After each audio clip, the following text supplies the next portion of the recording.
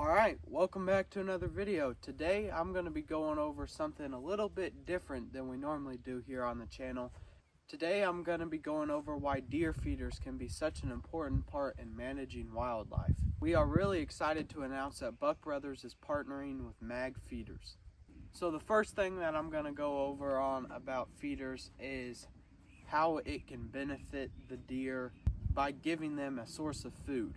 So here in central Missouri where we live, there's crop fields, ag fields all over the place. So food here in Missouri really isn't that big of a problem for our deer.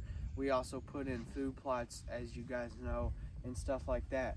But in other parts of the country, like out west in Wyoming and Utah, and even down south where it's pine thickets and stuff, there's not as much food for the deer to just walk out in a bean field and eat a bunch of beans. So out there it can really be helpful to have a reliable source of food for the deer to come to every day and eat protein, whatever you decide to put in the feeder, corn, beans, whatever. I mean, you can put anything in these Mag feeders. That's one good feature about them. The main reason why we use feeders here in Missouri, not only because it provides nutrition for the deer, it also condenses them into a place where we can view them. So we put up trail cameras on our feeders and we can get pictures of the deer, especially when we're looking at trying to figure out what bucks are in the area. But not only just deer, turkeys benefit from the feeders, squirrels, raccoons, everything in these woods back here will benefit from having a reliable source of corn to just walk up to and eat. So I'll put up a couple pictures here of our feeders that we have right now currently.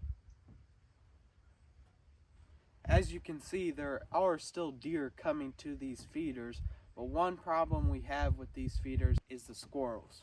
The squirrels have actually ended up chewing holes through the plastic top of the feeder to get to the corn and eat it, which then allows, when it rains, it allows the rain to come into the feeder, clog it up, make it all moldy and nasty.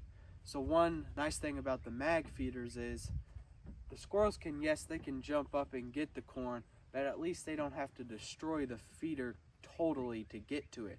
They're still gonna eat it, which that's fine. Honestly, a squirrel can't eat 50 pounds of corn in a day or something like a whole herd of deer could.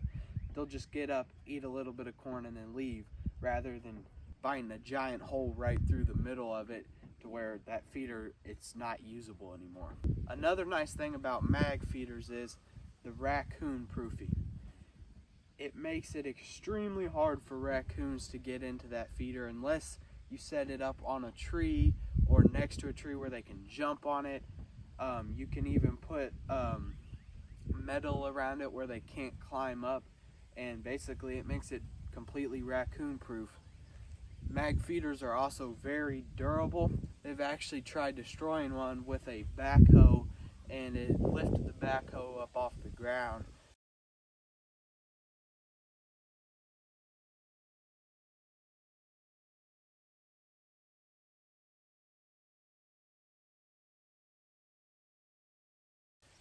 The Mag feeder was so strong. Now I'm going to talk a little bit about location of where we put our feeders. So here in Missouri, central Missouri, there's deer everywhere you look. I mean, you don't have to pick the most perfect spot. We do try and pick a spot that we can go to frequently to look at the deer while they're feeding it and the wildlife. We actually have one at my house that you can see through the windows of our house, and there's deer and turkeys around it all the time. Out west and in other places where there's not just ag fields all over the place, picking a good spot for the feeder can be very important. You know, picking it close to water source is always great. Picking it in travel corridors where the deer are traveling is also another great spot. Close to bedding areas is great for like during the winter, so the deer don't have to get up, walk 500 yards just to get food. They can just get out of their bed, go a little ways, and get themselves some food. Another benefit about Mag feeders is they take no batteries, so you don't have to babysit them, changing the batteries every month or so. You can basically just go put the feeder out somewhere in the woods, set up a trail camera on it, fill it up with corn, protein, whatever you want to use, and just let it be there. You don't have to change the batteries, like I said. You don't have to do anything. It shouldn't clog because water can't get in it and the deer just eat out of the tray. I think they are the best feeders on the market. Those are the main reasons why feeders can help you improve the wildlife in your area by giving them obviously food / nutrition. It gives you a place where you know the wildlife will hang out, to where you can view them and know what wildlife is in the area. So yeah, we are really excited that we are getting to partner with Mag Feeders. I'll put their information in the description down below, and I think they're, honestly, from the research we've done, we haven't got the feeders yet here on our farm. They will arrive soon, but from the research I've done, they are probably the most reliable, durable, and they're in a good price range. They're not even expensive. The feeders we use right now, they're $200, and we've already went through like 2 or 3 of them because of the squirrels. So that's like $600 down the drain, when you could just buy one Mag feeder for, I forget how much they are, like $300, $400, and you can have that thing for a lifetime basically. Thank you guys for watching this quick episode about how feeders can help your wildlife so much, and we are very excited to be partnering with Mag Feeders, and as always, we'll catch you on the next one.